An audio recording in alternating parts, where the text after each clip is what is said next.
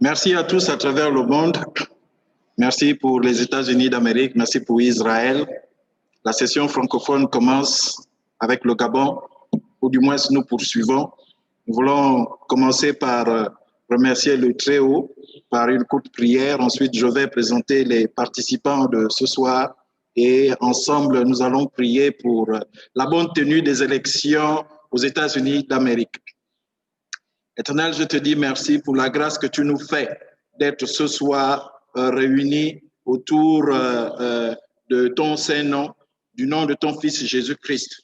C'est toi qui nous as rassemblés, ce n'est pas un homme, ce n'est pas une femme. Nous te bénissons donc pour ces moments. Nous recommandons tout ce qui se dira et se fera.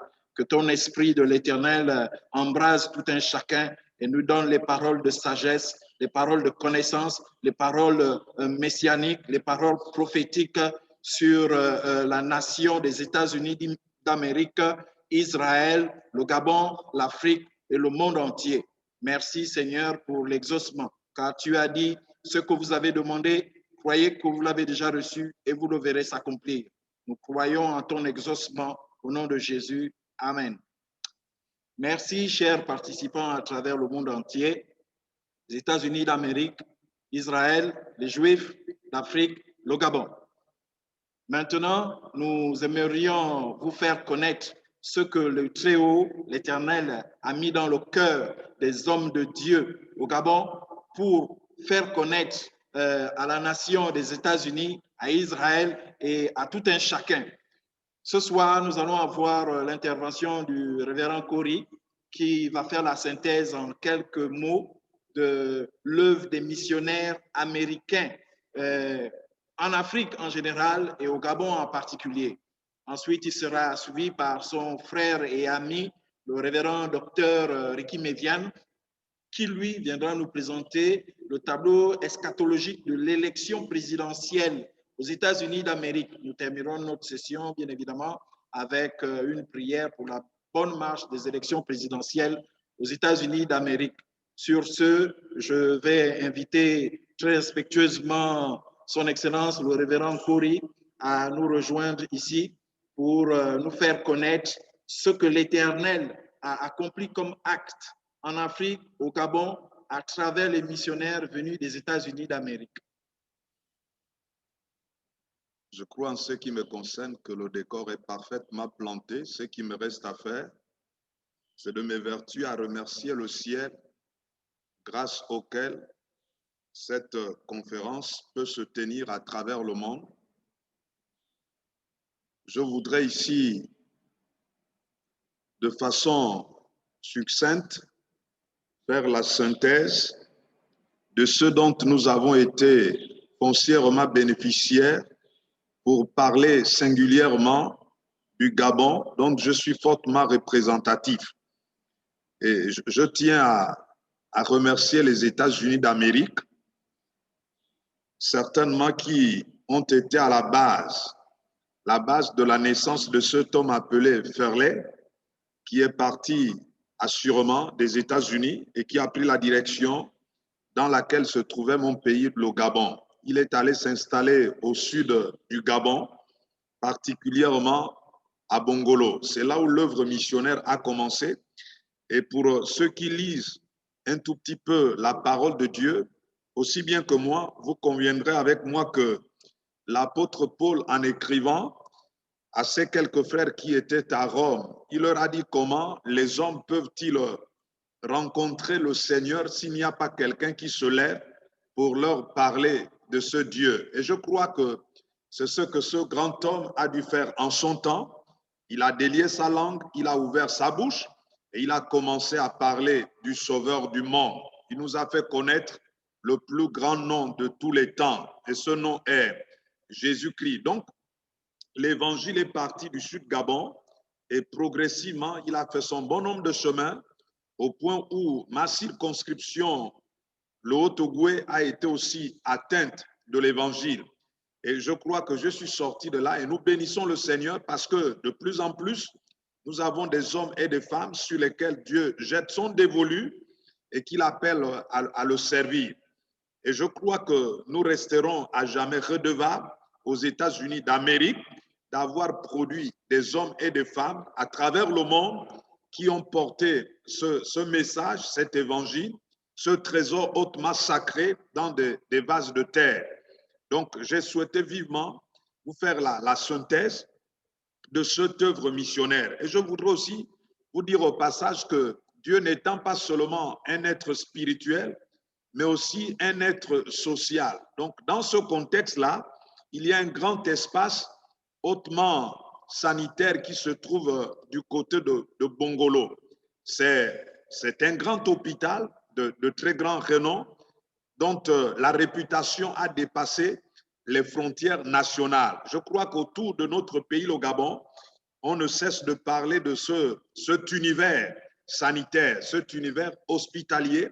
Donc, c'est pour vous dire que l'œuvre missionnaire continue son bonhomme de chemin sur tous les plans et dans tous les domaines. En ce qui concerne la circonscription de Libreville, nous avons un centre de santé qui n'est que le prolongement de l'hôpital de Bongolo. Donc, notre souhait, c'est de voir cette grande structure s'étendre à travers la nation, de manière à ce que l'on ne traite pas seulement l'esprit et l'âme, mais aussi le corps. Donc, nous tenons vivement à bénir le Seigneur pour cette œuvre-là. Pour moi, au lieu de prendre assez de temps, donc j'ai tenu vivement à vous dévoiler de façon synthétique l'œuvre missionnaire qui continue son bon nombre de chemins. Et je crois que à jamais ce tome-là est resté gravé, non seulement dans les annales célestes, les annales aussi gabonaises, mais aussi dans les annales américaines. Que Dieu vous bénisse. Merci infiniment.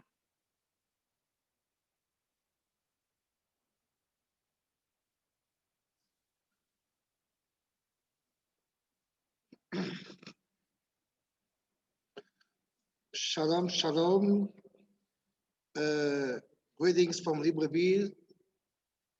Depuis Libreville, nous vous saluons et je suis le révérend docteur Kim Evian et nous voulons parler aujourd'hui de l'élection aux États-Unis. Cette élection n'est pas seulement un événement américain parce que nous croyons qu'il a aussi une portée mondiale. Donc, je me tiens ici en tant que pasteur gabonais, mais aussi parce que dans ma vie, j'ai eu la grâce de naître à Washington. Donc, à double titre, je me sens concerné par ce qui s'y passe et aussi en tant qu'eschatologue. Je voudrais d'abord signaler que cette élection a un caractère donc prophétique. Et en 2016, nous avions déjà travaillé sur l'élection américaine à partir de ce que j'appelle le caractère prophétique ou prédictionnel des parachutes. Parachute, c'est le mot pluriel de paracha. La paracha, c'est une portion des Écritures qui est lue chaque Shabbat dans le monde juif, parce qu'en Israël et dans le monde juif, ils ont ce qu'on appelle la Torah, donc les 5 livres de Moïse, le Pentateuque, et chaque livre est divisé en portions. Il y en a 54. Et donc, on a constaté que les parachutes ont un caractère prophétique ou prédictionnel qui touche à l'histoire d'Israël, de l'Église, des nations ou du monde. Et donc, en 2016, l'élection avait lieu le 8 novembre. Donc, nous avions regardé la paracha qui venait juste avant. C'était la 13e paracha qui s'intitule Shemot. Et Shemot va de Exode chapitre 1, verset 1, jusqu'à Exode 6, verset 1. Nous nous sommes mis à lire et nous sommes tombés sur Exode 1, verset 8, où il nous est dit que, le texte dit, et il s'éleva en Égypte un nouveau roi qui n'avait pas connu Joseph. Dès qu'on a compris qu'un nouveau roi était venu, n'ayant pas connu Joseph, on s'est donc dit qu'on ne parle pas de reine, mais de roi. Par conséquent, puisque l'élection concernait le président Donald Trump, enfin, à l'époque, M. Donald Trump et Hillary Clinton, on s'est dit forcément, le texte nous annonce que c'est un roi, donc un homme qui doit être président, et par conséquent, nous avons annoncé que M. Donald Trump serait président malgré tous les sondages qui présentaient par contre que Mme Clinton avait tous les suffrages pour remporter l'élection. Bien entendu, elle a eu de vote populaire, mais elle a été battue au niveau des grands électeurs par le président Donald Trump. Et donc, dès l'instant où nous avons eu, qu'on a compris que ces parachutes avaient ce caractère prophétique et prédictionnel, nous nous sommes dit qu'on va faire la même chose pour l'année 2020. 2020, l'élection a lieu donc aujourd'hui, le 3 novembre. Et donc, la paracha qui précède, donc la paracha qui est élue le samedi juste avant, c'est la paracha du 31 octobre, qui cette année-ci est la troisième paracha qui s'appelle l'Er Léra. Et l'Er Léra va de Genèse chapitre 12, verset 1, jusqu'à Genèse 17, verset 27. Et en lisant cette paracha, nous avons relevé 4 points centraux. Ces 4 points que nous avons regardés, analysés pour savoir qui de M. Biden ou du président sortant Donald Trump sera élu président des États-Unis. Le point que nous avons relevé, c'est que Dieu, dans Genèse 12, verset 2, Dieu fait la promesse à Abraham, il dit, je rendrai ton nom grand.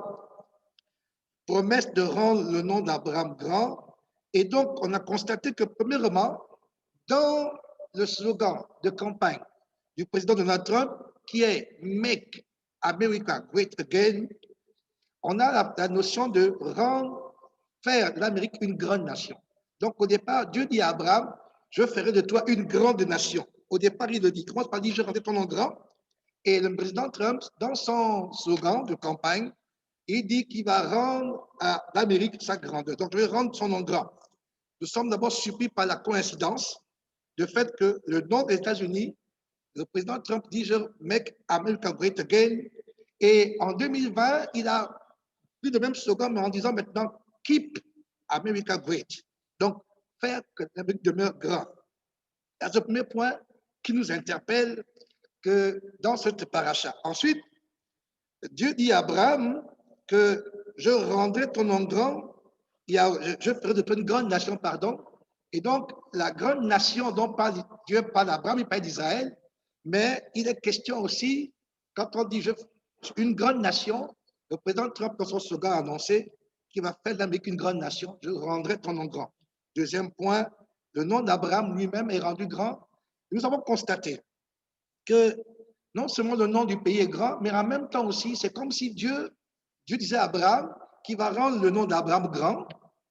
Et en même temps, on a constaté aussi que le nom du président Trump dans la Bible, bon, pas en français, mais dans la Bible en anglais, la New King James, le nom du président Trump apparaît dans 2 versets.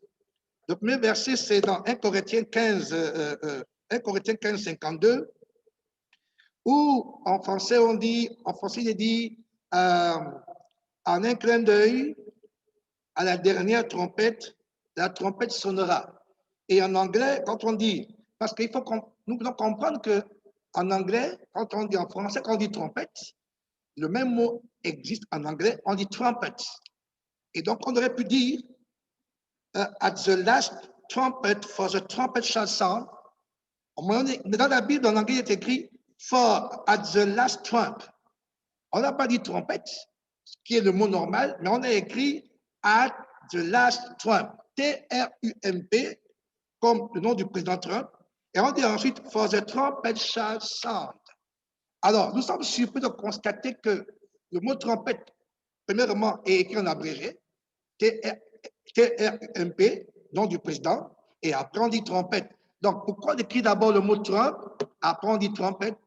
Autant écrire une bonne fois trompette, trompette. Nous pensons que le texte nous dit ici qu'à la dernière trompette, for the trump, il est dit at the last trump, for the trumpet shall sound. Donc, il y a une dernière trompette. En fait, s'il y a une dernière trompette, c'est qu'on a commencé à compter le nombre de trompettes. Donc, s'il y a une dernière, c'est qu'il y a eu au moins une première. Nous avons compris par là que s'il y a eu une première trompette, comme un premier mandat, et que s'il y a une dernière trompette, c'est qu'au minimum, cet homme doit faire 2 mandats. Donc, un dernier mandat, comme une dernière trompette. Il a sonné une première fois et il va sonner une deuxième fois, une dernière fois. Et donc, nous en sommes là. Et il faut dire aussi qu'il y a un deuxième verset qui cite son nom. C'est 1 Thessaloniciens 4, verset 16, où il est dit, toujours dans la version anglaise, que il dit, and with the trump of God, la trompette de Dieu, on l'appelle trump of God. Et donc, on n'a pas dit trumpet of God, on dit trump of God. Donc, nous pouvons comprendre ici que même son nom, en tant qu'individu, le président Trump, son nom a été rendu grand parce qu'il est cité et son nom, sa présence, en tant que président des États-Unis, représente une séquence, une saison particulière dans l'histoire du monde et des nations.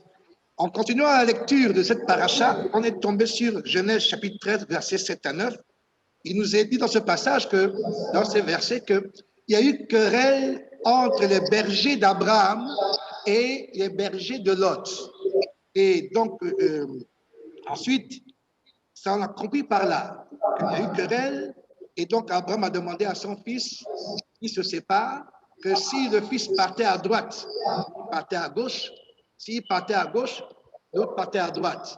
Et on a compris que l'élection en ce moment se passe entre la droite et la gauche, entre les démocrates qui est la gauche et la droite qui sont les conservateurs. Et donc, si tu vas à gauche, tu iras à droite, si tu vas à droite, tu iras à gauche. Mais surtout aussi, nous avons compris par rapport à cette élection, par ce passage, pardon, qu'il y a eu querelle.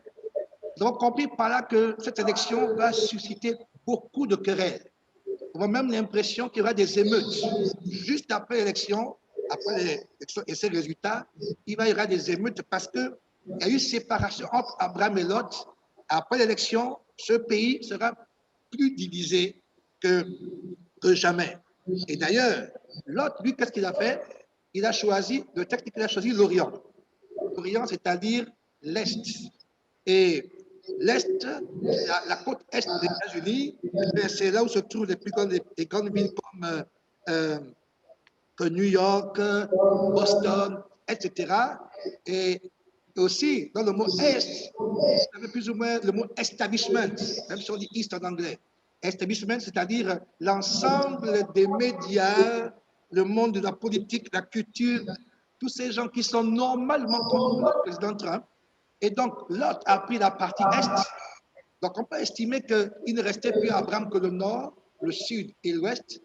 Mais quand Dieu, après au départ de l'autre, appelle Abraham, il dit à Abraham ceci, je te donne à toi et à ta descendance après toi, le Nord, le Sud, l'Ouest, mais il dit même l'Orient. Il dit même ce que l'autre pensait être à lui, Dieu donnera à Abraham. Et donc, ça veut dire que même des villes qui au départ avaient l'impression d'être des villes démocrates et donc normalement des villes qui sont censées donner leur suffrage, dans Biden, ben, on a le sentiment que Dieu va faire un miracle pour que même ces villes tombent dans l'escarcelle du président sortant, président Donald Trump. Et donc, nous avons vu ces choses. Vraiment, nous sentons qu'il y aura beaucoup, il y aura vraiment une grande division dans le pays, qu'il y aura des émeutes. Ensuite, le troisième point que nous avons vu, c'est que le texte nous dit que Abraham est sorti vainqueur de plusieurs rois. Donc, il va remporter même des États où les rois, c'est-à-dire les gouverneurs, sont des adversaires politiques. C'est-à-dire, il y a des villes qui sont dites démocrates et que le président Trump ne peut pas gagner là-bas parce que vraiment les sondages disent que, mais Dieu va faire en sorte que même dans certaines de ces villes, il y a comme une surprise extraordinaire. Le quatrième point, c'est en Genèse 14, versets 18 à 20. Il nous est dit qu'Abraham a rencontré Melchisédek, le roi de Salem. Il faut savoir que Salem, ici, typifie Jérusalem. Et donc, il est question de se dire que juste après la guerre avec les rois, Abraham rencontrait le roi de Salem à Jérusalem. Nous avons donc compris par là que après l'élection, le président Trump repartira à Jérusalem pour aller rencontrer le roi de la ville, c'est-à-dire le Dieu d'Abraham, d'Israël, et pour confirmer l'acte qu'il a posé lui-même le 6 décembre 2017. Alors, le 6 décembre 2017, le président Trump a déclaré que les États-Unis, en tant que nation, toute son autorité, reconnaissait Jérusalem comme capitale éternelle et indivisible de l'État d'Israël. Cet événement a une portée majeure. Pourquoi? Parce que, en vérité, la Bible nous dit qu'en Actes des Apôtres, chapitre 1, etc., que quand Jésus est monté au ciel, les disciples sont restés là à de le voir monter. Et les anges leur ont dit, mais pourquoi restez-vous là à regarder le ciel? Ce Jésus qui est monté reviendra de la même manière. Non seulement de la même manière, mais aussi à son retour, il faut qu'il trouve la ville, Jérusalem, dans la situation qui était la sienne il y a 2000 ans, quand il est monté au ciel. À l'époque, quand il est monté au ciel, la ville n'était pas divisée entre Arabes et Juifs, elle était totalement juive. Et donc, il est question de se dire qu'au retour du Seigneur, la ville qu'on appelle Jérusalem sera à nouveau complètement juive. Or, aujourd'hui, ce n'est pas le cas, parce que la ville est divisée. D'abord, la ville, elle est internationalisée. Elle est une partie, qu'on appelle la partie arabe. D'ailleurs, il faut dire ceci, c'est que, en fait, quand le président Trump fait cette déclaration, que la ville est la capitale d'Israël, il est en train de dire à Yeshua, à Jésus, que tu peux maintenant revenir parce qu'en fait, nous sommes en train de rétablir le statut de la ville telle qu'elle était quand tu es parti il y a 2000 ans. Parce qu'il est impossible que le Seigneur Yeshua, Jésus, revienne sur la terre parce que la Bible nous dit à Zacharie 14 que ses pieds se poseront sur le mont des Oliviers. Cet endroit pour l'instant dans la partie est de la ville, dans la partie dite arabe. Or, tant que c'est le cas, il ne peut pas revenir. Et il faut d'ailleurs dire aussi que c'est, comment dire, non seulement la ville, le président Trump a déclaré que la capitale d'Israël, mais aussi et surtout, il a déclaré aussi qu'il va transférer l'ambassade des États-Unis de Tel Aviv jusqu'à Jérusalem. Il faut aussi rappeler que si l'ambassade chrétienne internationale existe aujourd'hui, c'est parce que le 30 juillet 1980, la Knesset, c'est-à-dire le Parlement israélien, avait déclaré Jérusalem, capitale éternelle et indivisible d'Israël. Ça a créé une telle émeute que la plupart des pays du monde ont transféré leur capitale à Jérusalem, plutôt à Tel Aviv. Seuls les chrétiens ont dit c'est pas possible. Les chrétiens ont compris que la Bible dit que la capitale d'Israël c'est Jérusalem. Les chrétiens ont estimé que bon, nous sommes un royaume, le royaume des cieux, et donc nous aussi nous sommes une nation. Même si les autres nations retirent leurs ambassades, nous, en tant que nation, en tant que royaume de Dieu, nous avons en fait une ambassade à Jérusalem, d'où la naissance de l'ambassade chrétienne internationale de Jérusalem. Et donc, le président Donald Trump, quand il déclare ces choses, il est en train de préparer le retour du Seigneur. Il dit, Seigneur, maintenant, cette ville, elle est capitale d'Israël. Maintenant, il est obligatoire que cette ville retrouve son statut particulier de capitale d'Israël et non une ville partagée entre la partie juive et l'arabe. Quand Christ va revenir, il faut que ses pieds se posent sur le mont des Oliviers. Cet endroit, pour l'instant, n'appartient pas aux Juifs, il appartient aux Arabes. La partie arabe de la ville. Donc, ce second mandat a pour but certainement de préparer la mise en place de ces choses par rapport, je disais tout à l'heure, au retour du Seigneur qui se précise. Alors, il faut également dire que le président Trump est le 45e président des États-Unis. 45e. Le mystère de cette affaire, c'est que quand vous voyez comment il fonctionne, comment il agit, il se comporte comme un certain Cyrus. Cyrus, le petit-fils d'Achérus, des Perses. Et dans la Bible également, quand vous lisez Ésaïe, chapitre 45, c'est le passage, c'est le chapitre qui nous parle de Cyrus, qui demande aux Juifs de repartir chez eux, ceux qui étaient en exil, de repartir, de construire la ville, etc. et leur pays et donc, le président Trump, dans une onction aussi de Cyrus, est 45e président des États-Unis. Donc, pour se connecter à Ésaïe 45 et à Cyrus a béni Israël et le peuple juif, et Dieu l'a appelé Cyrus mon oint, mon serviteur. Il est donc question de comprendre aujourd'hui que cette élection présidentielle a un but. Le président Trump est en train d'établir ce qu'on appelle la paix d'Abraham entre Israël et la plupart des pays arabes qui sont autour de lui. Parce que cette élection va faire qu'il soit réélu. Et nous croyons que donc, il termine son mandat en 2024. Mais ce qui va se passer après lui va préparer l'arrivée de la bataille de Magog contre Israël. Parce que le texte nous dit qu'Israël, en Ézéchiel 38, nous dit qu'Israël serait un peuple échappé à l'épée, retiré d'entre les nations, ça veut dire l'Aliyah, la Shoah, c'est l'épée.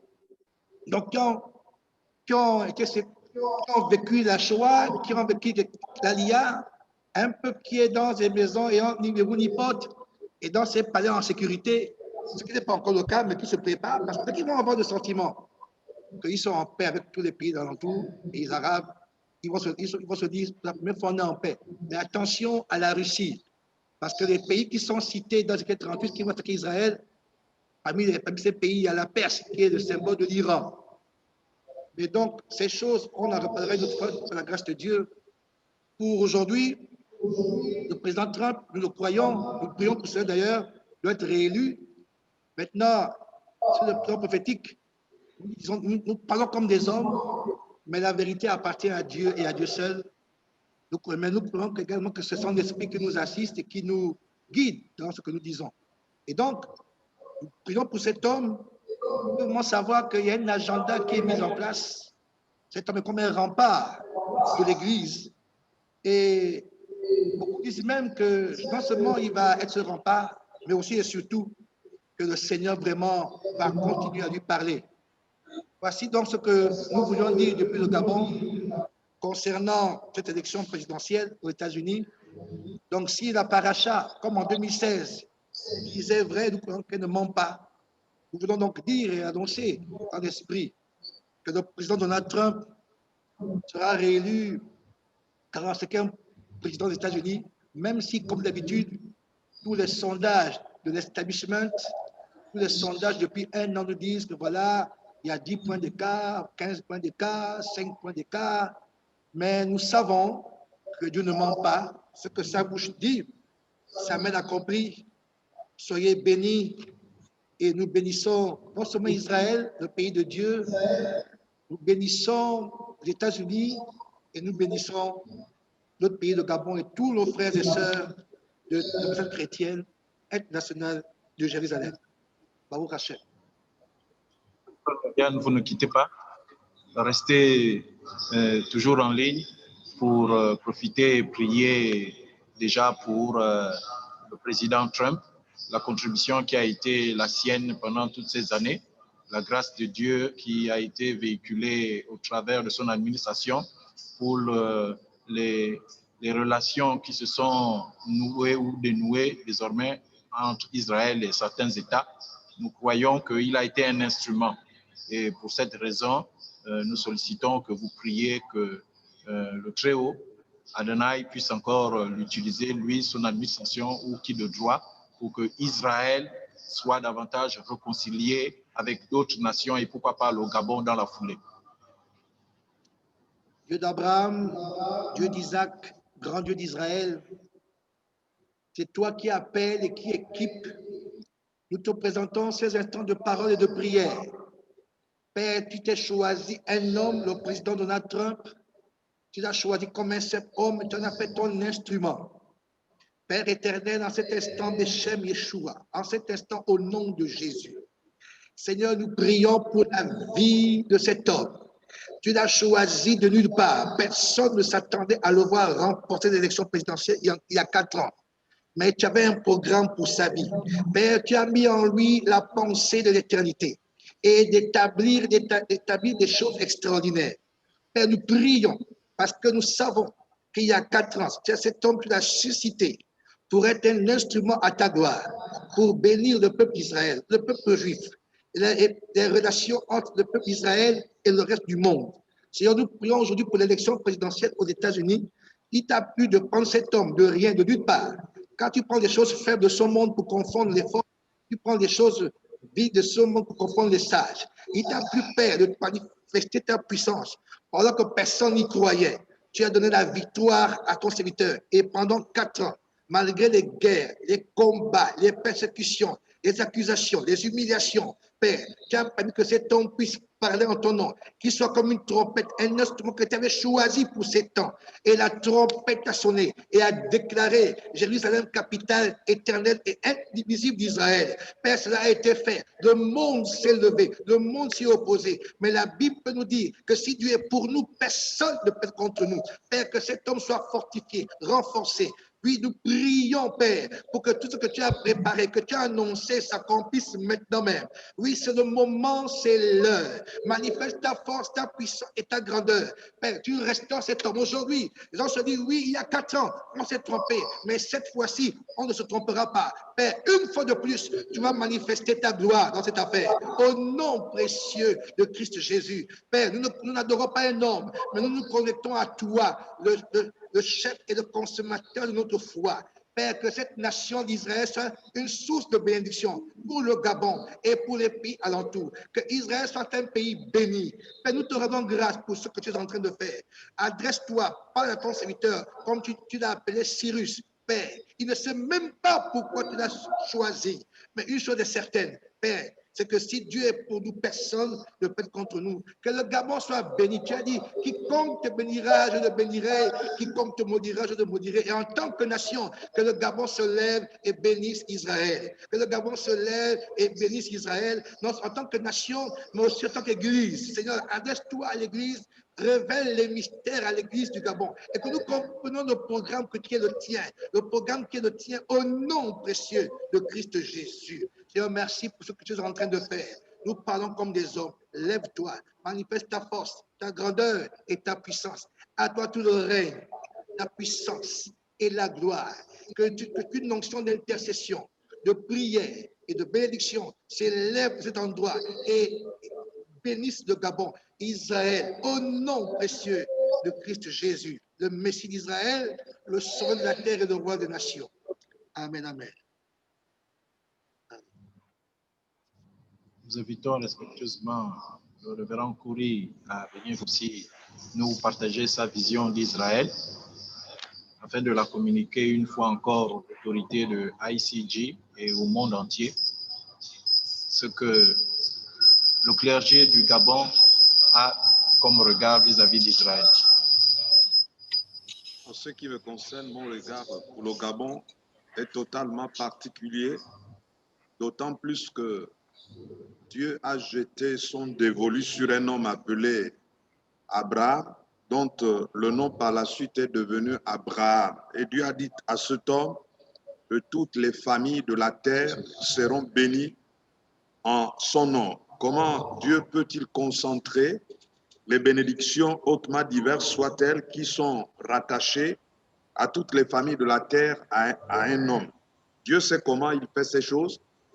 Et fort de cela, je viens donc m'appuyer sur cette déclaration pour avoir une pensée aussi forte pour cette grande nation appelée Israël. Et je sais que les bénédictions dont les nations qui constituent le monde entier en ont besoin sont l'émanation de cette grande nation appelée Israël. Et mon désir, c'est de voir chacun d'entre nous, en quelque lieu que ce soit, porter cette nation, la porter au plus haut des cieux et supplier la grâce de Dieu de manière à ce que celui qui a fait toute une avalanche de promesses à ce pays, à cette nation, au temps qu'il a fixé, assurément puisse les accomplir. Et je crois en la fidélité de Dieu qui constitue un véritable bouclier, mais aussi une cuirasse. Donc, nous devons de porter cette nation dans nos prières, de continuer à prier pour cette nation parce que nous savons que notre bonheur aussi en dépend. Si nous apprécions la quintessence, la profondeur, la hauteur, la largeur et la longueur des promesses que Dieu a faites à cette nation, partant l'ensemble de l'Écriture. Donc, c'est vraiment mon désir, je le réitère avec autant de véhémence. Israël, pensons à Israël, là où nous sommes, portons-le dans nos prières, dans notre intercession, soyons des intercesseurs potentiels pour cette nation. En ce qui nous concerne, nous faisons un effort de prier chaque mois, et ceci avant que le confinement n'intervienne, celui qui est rattaché à cette grande pandémie dont les vagues sont en train de déferler à travers le monde. Nous avons le drapeau d'Israël et c'est de façon symbolique, c'est de façon prophétique que nous l'avons planté là. Ce n'est pas pour orner notre estrade, mais c'est pour que nous puissions, à travers ce drapeau, supplier la grâce de Dieu pour qu'il puisse penser à nous, nous qui pensons à Israël.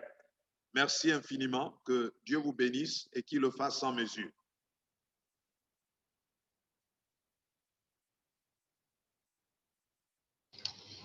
Merci, révérend. Nous allons aussi prendre le témoignage de la sœur Konewa, qui a été en Israël en 2019. C'est donc là le témoignage d'un pèlerin de Jérusalem que nous souhaiterons connaître à Israël et au monde entier. Shalom, shalom à tous. Je suis la servante de l'Éternel, Konewa Sonia.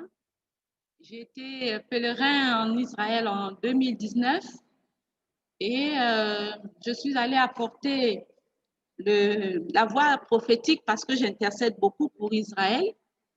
Et au mur des lamentations, l'Éternel m'a demandé de mettre Ésaïe 62 comme parole prophétique. Parce que Ésaïe 62 est une prophétie qui connaît son cours. C'est la voix des sentinelles sur la muraille. À travers le monde entier, nous sommes plusieurs, nous sommes des milliers certainement, nous ne nous connaissons pas tous, mais nous intercédons beaucoup pour Israël, pour l'avènement du Christ, pour son retour, parce qu'il doit venir chercher son épouse pure. Et la voix des prophètes qui sont morts vit toujours, parce que la parole de Dieu est vivante. Et Ésaïe 62, dans ces derniers versets, dit que nous devons préparer un chemin. Nous devons élever une bannière sur les peuples. Nous devons aplanir les sentiers. C'est ce que nous devons faire pour préparer le retour de Christ. Donc, la voix des prophètes continue et il faille que le peuple juif aujourd'hui retourne dans les Écritures, tout ce qui concerne le Messie, tout ce qui concerne Christ, qu'ils se rendent compte que ce qui a été dit par la voix des prophètes est la vérité et que tout converge sur la personne de ce Messie, Yeshua. Tout converge sur lui, de sa naissance jusqu'à sa mort. Les prophètes ont parlé. De sa naissance jusqu'à la crucifixion, les prophètes ont parlé. Donc, nous, les sentinelles, nous faisons ce travail, bien qu'aujourd'hui, nous sommes chacun dans son pays, mais nous continuons d'allumer ce feu pour Israël. Shalom à tous. Je vais chanter. Shema Yisrael Adonai Elohimnu Adonai Echad. Shema Yisrael Adonai Elohimnu Adonai Echad. Shema Yisrael Adonai Elohimnu Adonai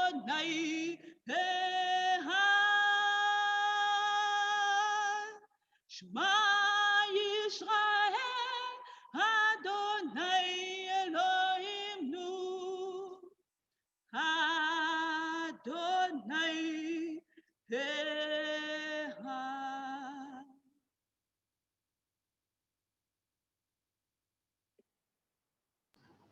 Merci, la sœur Konea. Nous sollicitons encore le docteur Médiane pour un mot en quelques 10 minutes et la prière aronique avant qu'au terme, le révérend Nkori ne vienne boucler par la prière pastorale.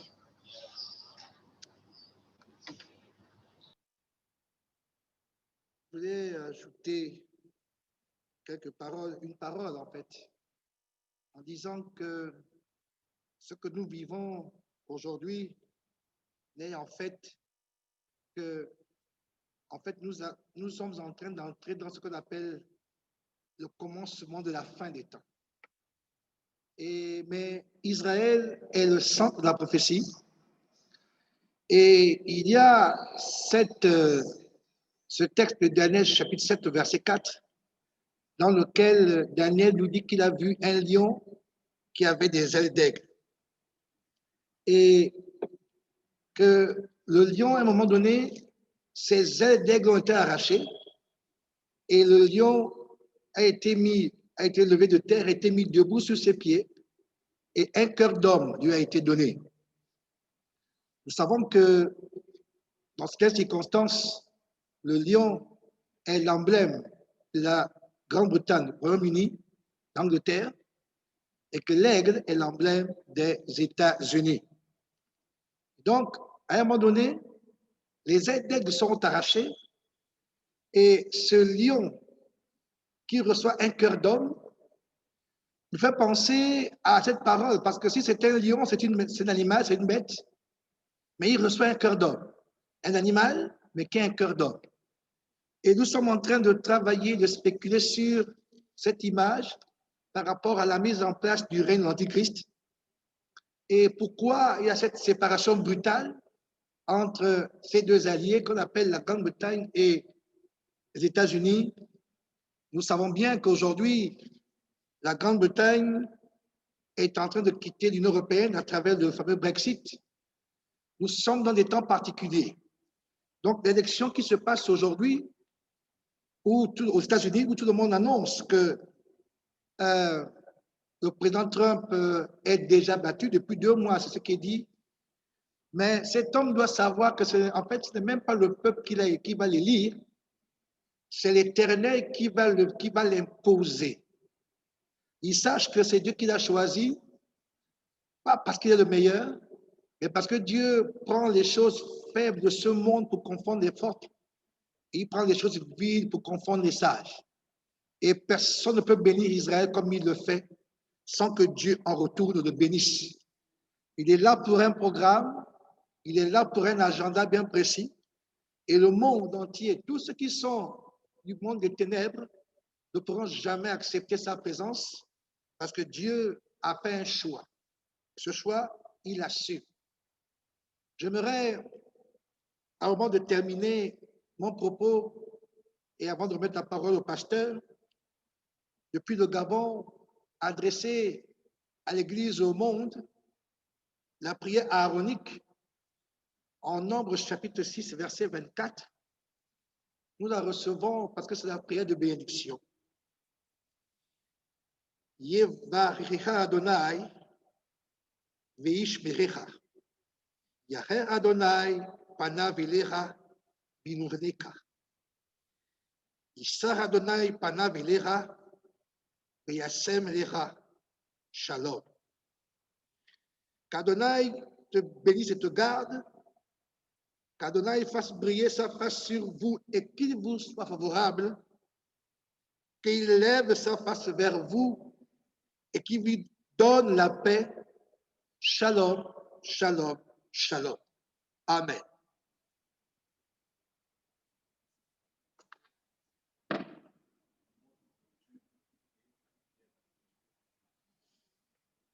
Nous venons clôturer ce moment par la prière. Vivement, nous tenons à renouveler notre sentiment de reconnaissance pour la grâce de Dieu qui constitue la providence du mouvement de la vie et de l'être, la grâce sans laquelle vous et nous ne pouvons pas nous entretenir à travers ces moyens hautement modernes, certainement dont Dieu est l'auteur de quelque manière que ce soit.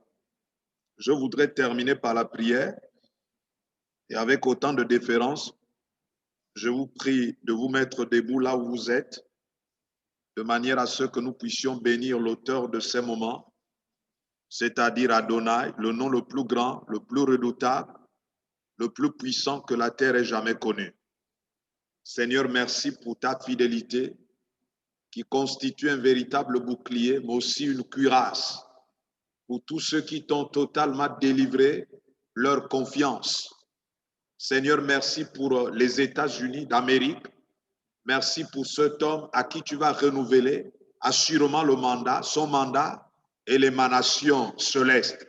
Et nous tenons vivement à te dire notre gratitude, que ton nom en soit largement glorifié. Et d'ailleurs, nous plaçons ce mandat sous le haut patronage de ton esprit. Par ricochet, nous voulons penser à Israël. Oui, la bénédiction de cet homme est rattachée à cette grande nation sur laquelle son regard, Seigneur le président de la République, est certainement posé. Et nous savons que ce n'est pas anodin, ce n'est pas fortuit, Seigneur. Nous bénissons Israël. Nous prions que tu mettes dans nos cœurs, Seigneur, l'intercession pour cette nation, que nous la portions au plus haut des cieux, car notre bonheur est certainement rattaché à celui que tu accordes à cette nation.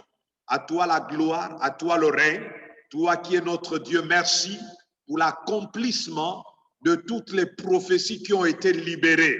Le Maître a dit que les cieux passeront en dépit de leur étendue, la terre sera roulée comme une natte, mais mes paroles resteront, mes paroles demeureront. Merci Seigneur pour l'accomplissement de ta parole. Nous venons prier et te demander tout cela au nom des mérites de notre Sauveur commun, dont le nom est Jésus. Amen.